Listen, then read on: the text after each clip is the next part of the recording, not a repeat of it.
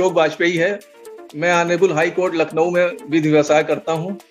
मैंने LLB की परीक्षा सन 1981 में उत्तीर्ण की। मैं माननीय उच्च न्यायालय लखनऊ में वकालत करने सन 1990 में आया और तब से लगातार मैं हाई कोर्ट लखनऊ में वकालत कर रहा हूँ। मेरी गणना एक सफल अधिवक्ता के रूप में की जाती है। मेरे चैम्बर में वर्तमान में मेरे साथ 9 अधिवक्तागण कार्य कर रहे हैं। मेरे स्वर्गीय पिताजी भी सिविल मामलों के एक प्रख्यात एवं सफल वकील थे, जो सिविल कोर्ट सुल्तानपुर में वकालत करते थे। मेरे स्वर्गीय ग्रैंडफादर एक कुशल चिकित्सक डॉक्टर थे, जो कलकत्ता में रहकर अपनी क्लिनिक चलाते थे। बाद में कुछ पारिवारिक वजहों से वो कलकत्ता से सुल्तानपुर आकर यहाँ पर क्लिनिक खोलकर लोगों का इलाज करने लगे। वकालत से मैंने नाम, यश, पैसा सब कुछ कमाया है। वकालत में आने से पहले सन 1976 में जब मैं BSc का स्टूडेंट था, मैंने CPMT का एग्ज़ाम क्वालिफाई कर लिया था और मुझे एडमिशन हेतु बाबा राघव दास मेडिकल कॉलेज गोरखपुर एडमिशन हेतु मिला था। मैंने सन 1976 में अपनी मेडिकल की पढ़ाई हेतु गोरखपुर के बाबा राघव दास मेडिकल कॉलेज में एडमिशन लिया, जहां मेरी डॉक्टरी की पढ़ाई की शुरुआत हुई। लेकिन मुझे हॉस्पिटल का माहौल अच्छा नहीं लगता था, मुझे वहां घुटन होती थी, इसलिए मैंने वहां की पढ़ाई बीच में ही छोड़ दी। उसके बाद मैंने BSc बायोलॉजी की परीक्षा उत्तीर्ण करने के पश्चात सन 1979 में LLB करने हेतु एडमिशन ले लिया। मैं अपने स्वर्गीय पिताजी को मिलने वाले सम्मान को देखकर मैंने अपने मन में डिसाइड कर लिया था कि मैं भी एक वकील बनूंगा। मेरे पिताजी शहर के जिस भी रास्ते पर निकलते थे, लोग उनका आगे बढ़कर बहुत सम्मान करते थे। लोग आगे बढ़कर प्रणाम करते थे, आइए पंडित जी, आइए वकील साहब कह के उनका अभिवादन करते थे, सम्मान करते थे। और ये सब देखकर, साथ ही साथ उनकी इनकम देखकर मैंने भी वकील बनने का मन ही मन निश्चय कर लिया था। इसी दौरान संयोगवश मैंने बैंक के PO की परीक्षा दे दी, जिसमें मैं उत्तीर्ण हो गया और इंटरव्यू देने के उपरांत मेरा चयन इस हेतु कर लिया गया। मेरी पहली पोस्टिंग देना बैंक के प्रोबेशनरी ऑफिसर के पद पर हुई। मैंने बैंक में भी केवल 1 माह ही कार्य किया और बैंक की नौकरी भी छोड़ दी। मेरे मन में तो अपने पिताजी की तरह वकील बनने की चाहत मजबूती से अपना घर बना ली थी, इसीलिए मैंने बैंक की प्रोबेशनरी अधिकारी के पद की नौकरी भी छोड़ दी। सन 1981 में LLB की परीक्षा उत्तीर्ण करने के उपरांत मैंने वकालत करना प्रारंभ कर दिया था। नवंबर 2020 को मेरे मित्र एवं सहयोगी श्री SP गुप्ता एडवोकेट जी श्री रामप्रीत सर जी के साथ हाई कोर्ट के गेट नंबर 6 पर उस समय आए, जब मैं दिन भर का काम समाप्त करने के बाद घर जाने वाला था। श्री रामप्रीत जी ने मुझे कार में बैठकर इस बिजनेस के बारे में बताया। मैंने उस दिन पहली बार पर्ल वाइन का नाम सुना था, उसके पहले मैंने पर्ल वाइन का नाम नहीं सुना था। उस दिन मेरे 3 क्लाइंट जो डिस्ट्रिक्ट सीतापुर और लखीमपुर खीरी से आकर मेरे घर पहुंचकर वहां मेरा इंतजार कर रहे थे, मुझसे फोन करके पूछा कि मैं कितनी देर में घर पहुंचूंगा। मैंने रामप्रीत सर जी से निवेदन किया कि कृपया आप प्लान दिखाने हेतु कल मेरे घर पर आ जाइए। गुप्ता जी एवं रामप्रीत सर अगले दिन मेरे घर आए और रामप्रीत सर एक कागज में लिखकर मुझे उस बिजनेस के प्लान को दिखाने समझाने लगे। प्लान थोड़ा लंबा होने की वजह से मैं ऊब भी गया और मेरा ध्यान, जो पहले भी प्लान देखने में पूरी तरह नहीं लग रहा था, वहां से हटकर एक मुकदमे के तथ्यों की ओर चला गया कि मैं कल उस मुकदमे में क्या बहस करूंगा। दोस्तों, मैं पहले भी इस तरह के नेटवर्किंग आदि के पक्ष में नहीं था, क्योंकि ना तो ये सब करने के लिए मेरे पास समय था और न ही इन सब बातों में मेरी रुचि ही थी। प्लान दिखाकर रामप्रीत सर और गुप्ता जी चले गए। उन लोगों के जाने के बाद मेरे मन में बड़ी आत्मग्लानि होने लगी कि 2 भले आदमी, 2 सभ्य पुरुष मेरी भलाई के लिए हमें कुछ बता रहे थे, कुछ समझा रहे थे। मैंने उनकी बातों को ठीक से न सुनकर, उस पर ध्यान न देकर अच्छा नहीं किया। जिस कागज पर रामप्रीत सर लिखकर प्लान दे रहे थे, वो कागज वहीं मेज पर रखा हुआ था। उस कागज को मैंने उठाया, उसमें पर्ल वाइन इंटरनेशनल लिखा हुआ था। मैंने अपने स्तर से पर्ल वाइन के बारे में गूगल से, यूट्यूब से एवं अन्य स्तरों से जानकारी प्राप्त किया, तो पाया कि ये तो बहुत ही अच्छा सिस्टम है, ये तो करने योग्य है, इसे करने में किसी तरह से कोई नुकसान नहीं होने वाला है। मैंने इसके लीगल फेस को भी अच्छी तरह से जांचा परखा, खंगाला। अंततः मैंने ये निश्चय किया कि मैं इसे जरूर करूंगा। मैं रामप्रीत सर जी को कॉल करने ही वाला था कि उनकी कॉल आ गई। उन्होंने मुझसे कहा कि कल मैं आपके यहाँ आना चाहता हूँ। मैंने कहा कि आपके आने से मुझे बहुत प्रसन्नता होगी, लेकिन किसी वजह से उस दिन वो नहीं आ सके मुझे कहीं जाना भी था, परंतु मैं उनकी प्रतीक्षा में दिन भर घर में ही रहा, कहीं गया नहीं। अगले दिन यानी 30 नवंबर 2020 उसी दिन मेरी ज्वाइनिंग हुई थी, तो श्री रामप्रीत सर और गुप्ता जी आए और मैंने 3750 से अपना अकाउंट पर्ल और अगेट प्लान ए प्लान बी दोनों के लिए बैंक के लिए खुलवाया। ये बिजनेस वास्तव में है ही इतना नायाब सर जी की, और इतना नायाब बेजोड़ है कि जो भी इसको समझ लेगा वो इससे दूर नहीं रह पाएगा। अब प्रश्न उठता है कि आखिर ये पर्लवाइन बिजनेस है क्या? यह एक secure digital software based program है।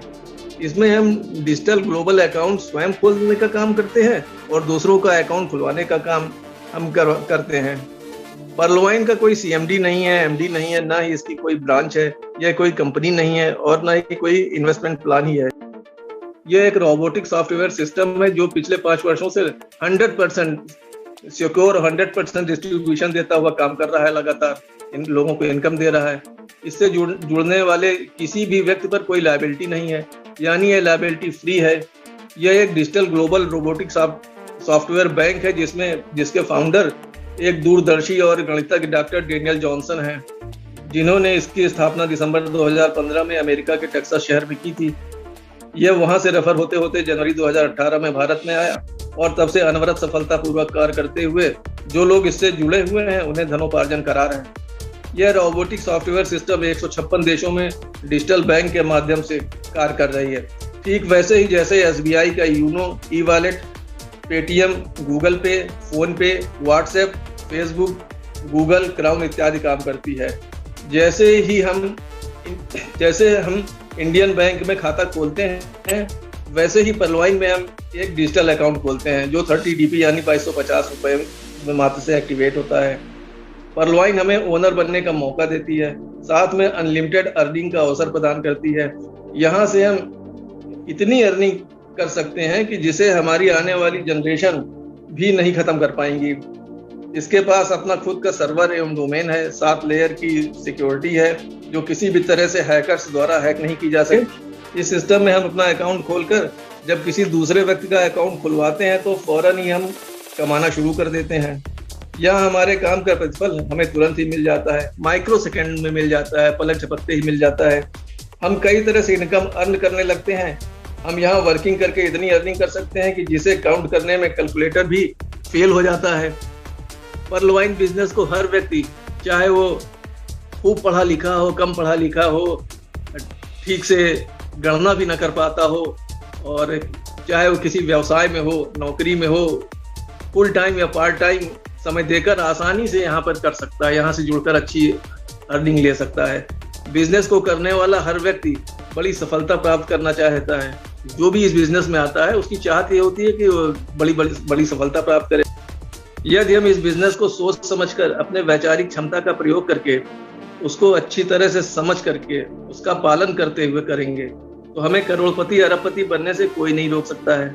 हमें अपने अंदर यह विश्वास, ये यकीन जरूर रखना होगा कि यदि बहुत सारे लोग इस बिजनेस को करके बड़ी उपलब्धि प्राप्त कर रहे हैं, धनवान बनते जा रहे हैं, तो आखिर हम इसे क्यों नहीं कर सकते? यस, हम इसे उनसे भी अच्छी तरह से कर सकते हैं। हमें हमारी सोच में यह मैसेज अपने दिमाग में डालना होगा।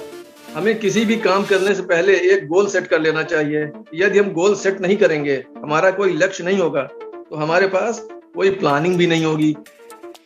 यदि प्लानिंग नहीं होगी तो हमारी कोई ठोस प्रिपरेशन भी नहीं होगी। तो इन सब चीजों के अभाव में हम दिशा विहीन हो जाएंगे और हमें हमारी मंजिल की तरफ बढ़ पाना मुश्किल ही रहेगा। अगर ये सब चीजों को लेकर हम नहीं चलेंगे, कोई गोल नहीं होगा, प्लानिंग नहीं होगी, कोई दिशा नहीं होगी, डायरेक्शन नहीं होगा, तो हम चाहे जितनी मेहनत कर लें हम मंजिल तक नहीं पहुंच पाएंगे, क्योंकि हम दिशा विहीन हैं। एक बार पूरब जाएंगे, फिर पश्चिम चले जाएंगे, फिर उत्तर चले जाएंगे, इधर चले जाएंगे, उधर चले जाएंगे, भटकते रहेंगे, मंजिल दूर ही रह जाएगी हमसे। तो हमें इन सब बातों का ध्यान रख के ही आगे बढ़ना चाहिए और यहाँ पे काम करना चाहिए। हमें अपने लक्ष्य गोल को पाने के लिए प्लानिंग करनी ही होगी। अच्छी प्लानिंग होगी तो हमारी अच्छी प्रिपरेशन भी होगी, मंजिल की दिशा भी होगी। हमें सपने जरूर देखने चाहिए, अच्छे और बड़े सपने देखने चाहिए। इस बिजनेस में इतनी पोटेंसी है, इतनी पावर है कि हमारे बड़े से बड़े सपने को हकीकत में बदलने की क्षमता रखता है। यदि हमारे पास बड़े सपने होंगे तो हम अपने सपने को साकार करना चाहेंगे। हर व्यक्ति का होता है कि हमारा सपना जो है हमको मिले, मूर्त रूप ले, तो हमें बड़े सपने देखना ही चाहिए। अगर हम उस ओर सोचेंगे, हमारी सोच हमें हमारे सपनों को पूरा करने में बड़ी सहायक होती है। जैसी हमारी सोच होती है वैसा ही हम करने लगते हैं, हम उस दिशा में कदम बढ़ाने लगते हैं, अपने गोल को अचीव करने के लिए काम करने लगते हैं, उस ओर आगे बढ़ने लगते हैं। यदि हम अपने सपनों में एक तिथि, डेट, पीरियड जोड़ देते हैं तो हमारा सपना ही हमारा गोल बन जाता है, और हम उस डेट को जो हमने फिक्स की होती है, उसी डेट को या उससे पूर्व ही हम अपने गोल को अचीव कर पाने में सफल हो जाते हैं। हमें अपने सपने को पूरा करने के लिए एक डेट जरूर निर्धारित करनी चाहिए। केवल इसे निर्धारित ही नहीं करना चाहिए, बल्कि इसे हमें अपने नोटबुक में, डायरी में या दीवार में या किसी ऐसी जगह लिख कर रखना चाहिए, लिख देना चाहिए, जो आते जाते समय हमारी नजरों के सामने पड़ता रहे, हमें देखता रहे। इससे क्या होगा? इससे हमें ये फायदा होगा कि हमारे मस्तिष्क में ये मैसेज लगातार जाता रहेगा कि हम इस डेट तक हमारे इस सपने को हमें पूरा करना है। तो जब हमारे मस्तिष्क में बराबर थॉट्स जाता रहेगा तो मस्तिष्क क्या करता है? मस्तिष्क, हमारे जो विचार होते हैं मस्तिष्क में, वो हमको लगातार बताते रहते हैं, जताते रहते हैं, डायरेक्शन देते रहते हैं, कमांड देते रहते हैं, इन्फॉर्म करते रहते हैं कि ये आपका सपना इस डेट तक पूरा करना है। तो ये मैसेज हमारे दिमाग में थॉट्स पैदा करते रहते हैं, और जो थॉट्स हमारे दिमाग में संचारित होते हैं, वो थॉट्स हमें हर समय, जैसा हमने बताया कि कमांड्स देते हैं, डायरेक्शन देते हैं, ऑर्डर देते हैं, दिशा निर्देश देते रहते हैं, उस काम को करने के लिए लगातार हमको बताते रहते हैं, जताते रहते हैं, जिसका परिणाम ये होता है कि हम तय समय से अपने लक्ष्य को प्राप्त करने में चमत्कारिक रूप से सफल हो जाते हैं। यदि हमारे पास गोल है, प्लानिंग है, तो हमारा समय भी बर्बाद नहीं होगा और हम अपने टारगेट यानी मंजिल तक आसानी से पहुंच जाएंगे। इस पर्लोवाइन बिजनेस में सफल होने के लिए हमें हमारे सफल लीडर्स को, कामयाब लोगों को कॉपी करते रहना है, क्योंकि इस बिजनेस के लिए डुप्लीकेशन कॉन्सेप्ट का बड़ा महत्व होता है। यदि हम सफल लोगों की कॉपी करते हैं तो हम भी उन्हीं के मार्ग पर चलते हुए, उनका अनुसरण करते हुए उन्हीं के जैसा सफल बन जाते हैं। तो हमें अपने जो लीडर्स हैं, बड़े लीडर्स हैं जो इसमें कामयाब हो चुके हैं, तो उनके अनुभवों का फायदा जरूर उठाना चाहिए, उनके अनुभवों से सीख लेनी चाहिए, उनके बताए मार्ग पर चलते रहना चाहिए। हाँ, थोड़ा सा हम अपना दिमाग जरूर लगा सकते हैं कि जिस मार्ग पे वो चल रहे हैं, अगर उस मार्ग पे कंकड़, पत्थर, कांटे वगैरह अगर पड़े रहे तो हम उन बाधाओं को हटा के उस पर चल सकते हैं, तो थोड़ा सा हम और भी जल्दी उनसे बढ़ सकते हैं।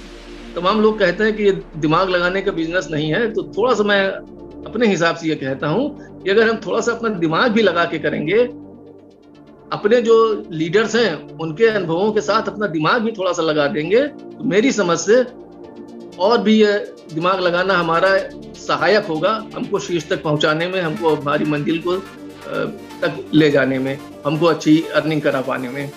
इन सब के साथ साथ हमारे पास नॉलेज भी होना चाहिए। नॉलेज बहुत आवश्यक होती है। नॉलेज की कमी जो है हमें हमारे गोल को अचीव करने में बाधक बनती है और हम अपने गोल को नहीं पा पाते हैं। हमें नॉलेज जहां से भी मिले लेना चाहिए। आप लोगों की मीटिंग से, यूट्यूब से, व्हाट्सएप से, अच्छी अच्छी किताबों से,